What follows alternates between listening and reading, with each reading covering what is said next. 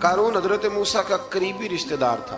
پہلے آسمانی کتابیں جانتا تھا، سمجھتا تھا، نیک تھا، لیکن پھر اللہ نے اسے دولت عطا کر دی.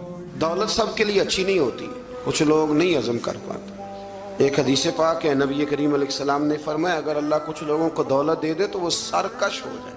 ہاں، کچھ لوگ ایسے ہیں جن کے پاس اگر دولت ہو تو وہ عیاش ہو جائے، یعنی وہ کیا کچھ کر ڈالے.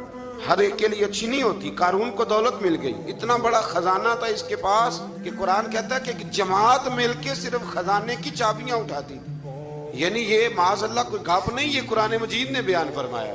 تو حضرت سیدنا موسیٰ علیہ السلام نے کہا زکوٰۃ دو. زکوٰۃ کے معاملے میں لوگ حیل و حجت سے کام لیتے ہیں، غریب ہو جاتے ہیں، اور کچھ ایسے ہیں جو مسائل جاننے لگ گئے ہیں تو اب انہوں نے اور معاملات کرنے شروع کر دیے. اگر گھر کے اندر 10 تولے زیور پڑا ہے تو 5 تولے کا اماں کو مالک بنا دیا، 5 کو بیوی کو مالک بنا دیا، تاکہ 7.5 تولے کی کوئی بھی مالک نہ رہے. گنجائشیں نکالتے، زکوٰۃ سے بچتے. اللہ تبارک و تعالیٰ معاف کرے، بہانے بازی کرتے. اس کو کہا زکوٰۃ دو تو کہنے لگا آپ کی تو میرے مال پہ نظر ہے. آپ نے فرمایا تو بڑا بیوقوف ہے، مال تجھے اللہ نے دیا ہے نا.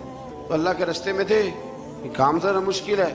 جب اس کو بار بار کہا تو اس نے بجائے اس کے کہ وہ مال دیتا، اس نے حضرت موسیٰ پہ الزام لگا دیا.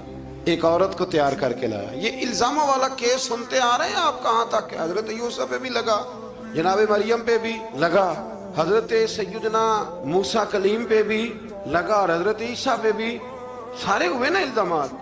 آپ کیا بات کرتے ہیں. الزام لگانا، بہتان ترازی کرنا، اور ہمارے یہاں اچھی بات دیر سے پھیلتی ہے، بری خبر وہ جلدی پھیل جاتی ہے. ایک عورت کو تیار کر کے لایا معاذ اللہ تعالیٰ حضرت موسیٰ پر الزام لگانے کے لیے. اور جب وہ بی بی آپ کے سامنے لا کے کھڑی کی تو حضرت موسیٰ نے جلال فرمایا تجھے قسم ہے اللہ کی عزت کی، سچ سچ بتا معاملہ کیا ہے.